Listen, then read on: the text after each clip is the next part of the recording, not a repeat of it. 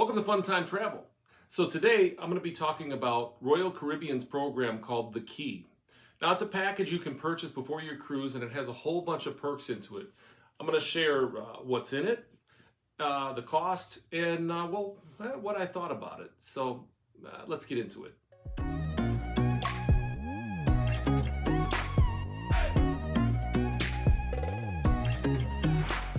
All right, so the Key's got a whole bunch of things in it, and let's just start off with the first one. So with the Key, you get early access at the terminal. Now on my cruise, we'd gotten an email a few days before the cruise stating that all of our embarkation times were delayed by 1 hour. We had originally a 10 a.m. arrival time for our cruise on the Allure of the Seas, and we were told that that was going to be delayed by an hour to 11. We had also heard that maybe that wasn't the case and that we could still arrive at 10. Now, this was a cruise with my dad and my brother. We just decided it was a nice day that we'd just show up at 10. We got there maybe 10:15, and lo and behold, there were already people, checking in and getting on board and everything. So we arrived at the terminal, got in there, and as soon as we got through security and whatnot and, checked in, they told us to go sit in a certain area, but we just walked up and said, hey, we've got the Key. We showed them the stuff on our check-in. They saw that it was the Key, and they just waved us right on through. So that was really fantastic. I can't tell you how quickly and how easily check-in was at that. And now this was on the Allure of the Seas in Galveston. It was their brand new terminal, but for us, the check-in was the easiest, breeziest check-in we'd ever had. Now the next two perks go hand in hand with each other. So the first one, we had the opportunity to drop off our carry-on luggage at the main dining room on embarkation day. And as we walked up, they had a table set up. We were able to give them our luggage, and they took just a little bit of information down, and it was hand-delivered to my stateroom, and it was waiting there as soon as my cabin was available. Now, I did not get early access to my cabin, and I want to say it was 1:30 that we could get into our cabins. But as soon as I got to my cabin, not only was my carry-on luggage there, but my checked bag was there as well. And just going in hand with this, I was able to follow that up with lunch in the main dining room that was provided by the Chops Grill menu. It was fantastic. I had filet mignon for lunch.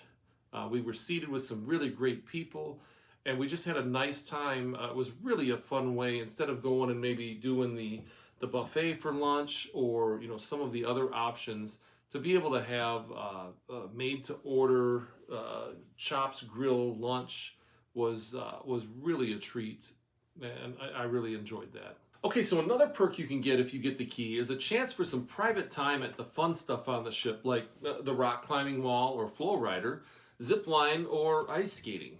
Now, for me, I ended up not even being able to take advantage of these, and it had nothing to do with the ship. It was just the timing for me, but it was kind of in a way, one of the negatives is that this was a 4-day cruise. We were so busy exploring the ship and checking out the things all over that I just didn't have the time to take advantage of it. Obviously, it was available, but it wasn't there. This private time was on the sea days, and the first sea day, there was the flow rider that was available from 9 a.m. to 10 a.m., and then the rock wall was available from 5 to 6 p.m. And I think our dinner time kind of coincided with the rock wall time, and it just didn't work out. Okay, then the second set of times, they were on the second sea day, and they had zip lining from 9 a.m. to 10 a.m., and they had ice skating from 10 a.m. to 11 a.m. I thought it was a little weird because the zip lining is way up on like deck 15 or 16, and then the ice skating is way down on deck 3, and so if you were going to try to take advantage of both of those, you'd be running around a lot, but again, it's a 4-day cruise, and there was just so much to do and so much to see that for us anyway, for me, it just didn't work out. But I think they're great perks, especially if that's something you really want to enjoy. They'd be great. Another option that you have is priority departure from ship to shore at tender ports. Now, we did not have a tender port, but when you do, you get priority departure from ship to shore at tender ports. And I'm sure that is just as simple as the other perks that we got. We were able to, at any of these different things, we just showed them our sign and sale card, or the sign and sale card, that's Carnival. We showed them our C-Pass, and they just walked us right in. So I think it'd probably be really helpful, especially on those ports where you have a tender. If you're enjoying this video, would you subscribe to our channel, hit the like button, and hit that notification bell so you don't miss any of our future updates? We try to post a news video weekly about what's going on in cruise news. We try to post some sort of tips and tricks video, or something like this video here. And we just appreciate it, and we thank you in advance.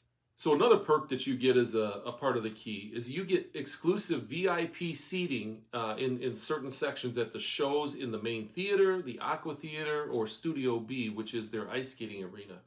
And it was really fantastic to have a spot reserved, in a special section.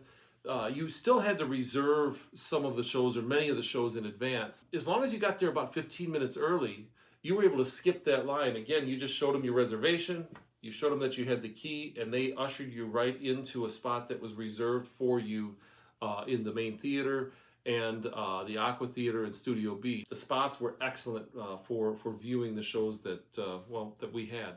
Another perk you get is you get a private a la carte breakfast on the last morning, and you get what they call choice departure on disembarkation day. Now, I only had one bag, so I carried my own luggage off, and I was able to get off right away. It was one of the smoothest debarkations that I've had.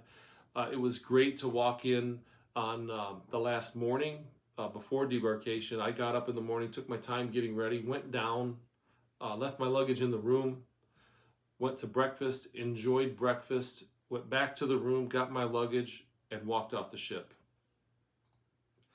It was a really great way to end the cruise, and maybe the most relaxed debarkation morning I've ever had. Another perk you get, and this will tie into how I feel about the whole package, is that you get their Voom Surf and Stream package now for one device. And I believe it's the fastest speed that they have, and for me personally, it worked out great. Now, I didn't try to stream movies. I probably should have, but for all of the things that I need to do, the internet worked out fantastic. The only negative, if you want to call it, is that it was only for one device. But for me, when I log on my phone, it would kick off my laptop. When I logged on my laptop, it would kick off my phone, but it worked out just fine. Now, getting into the nuts and bolts of it, what did I pay? I paid $108 for the key. And now, remember, this was a 4-day cruise. I feel like it turned out to be a pretty good deal for me, because the Voom internet costs roughly $20 a day. So, that's on its own. So that would have been for Voom internet for the Surf and Stream for one device. And that would have been $80. So for another $28, I got all of those extra perks, and I felt like it was really, really worth it. And I didn't even take advantage of all of them. So, yeah, like I say, I think it's worth it. I think it's got some great perks. The VIP seating, the early embarkation, and the embarkation day lunch, and the last morning breakfast, as well as that really easy disembarkation. Thought that those were things that I don't know that you can put a price tag on, but they were great. So for an additional $28, I got all of that. If you're planning on getting an internet package like the Surf and Stream package, I think the key is a must, because it doesn't hardly cost you anything extra. Even on a 7-day cruise, if I were to kind of do the math, it might cost you an extra $35. Now this is going to be per person, but it might cost you an extra $35 per person. I'm guessing. I think it's worth it. So if you're going back and forth, I say do it. But you do what's best for you. I'd love to hear your thoughts on the key in the comments below.